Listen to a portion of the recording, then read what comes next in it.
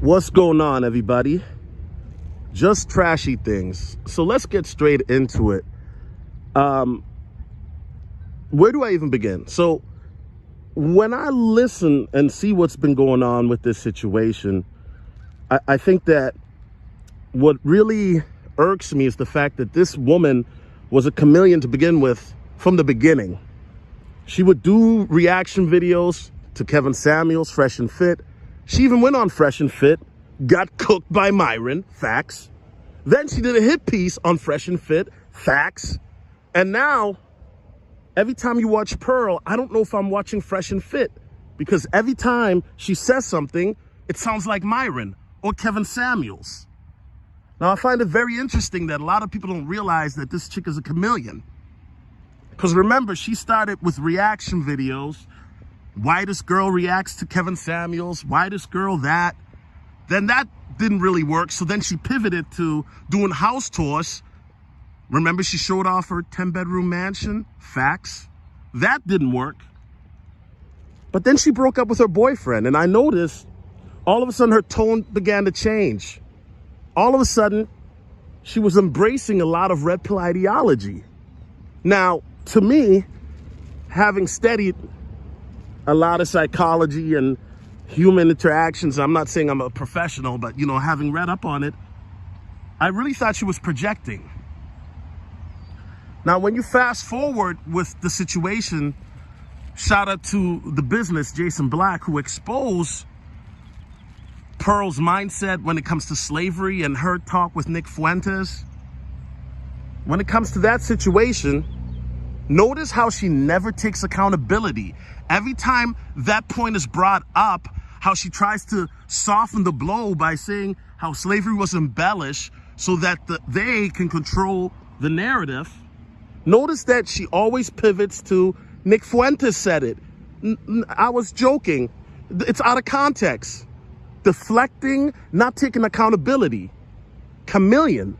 You see, Pearl is the same type of woman, modern, that she likes to rant about on her channel. But there's nothing traditional about Pearl. Because if Pearl is a traditional woman, number one, you wouldn't be so sassy and combative for 40 minutes straight, because I thought you advocated for men. Wrong. You would take accountability. The reality is, you and your producer Peggings, you guys decided to make fun of a man that has cancer. Or had cancer. I don't know if he still does. Mediocre tutorials and reviews. You and your feelings that bad, Pearl, that you got to make fun of a man that had cancer? A situation that affected this man's life? A situation that may have even ended his life? That is funny to you, huh? I'm pretty sure it's also funny to you, Pearl, that you got mentioned by the Daily Beast regarding Mauricio Garcia. I mean, they put your name right there in the article, Pearl, saying that he watched you and Nick Fuentes, and then he went out and caught 8 bodies. Is that funny to you as well, Pearl?